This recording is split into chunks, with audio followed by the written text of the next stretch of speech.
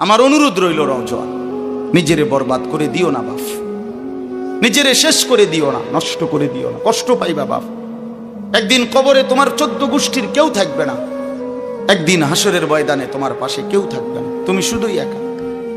আল্লাহ তাআলা বলছেন, বান্দা আমি এত বড় কোরআন নাজিল করলাম, তারপরে আর কি বললে তুমি ঈমান আনতে? আর কেমনে বলতাম আমি?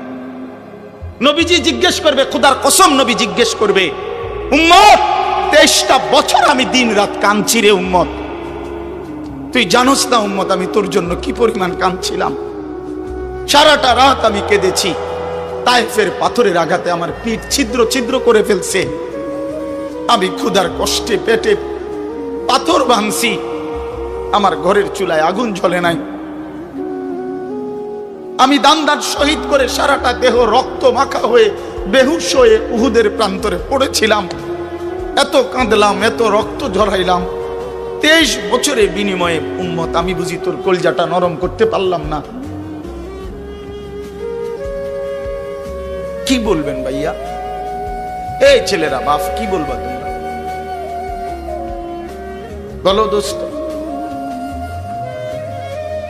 আল্লাহ আমাদেরকে বুঝ দান করে। আমরা অনেক আসছো মাশাআল্লাহ, আল্লাহ তোমাদেরকে উত্তম বিনিময় দান করে।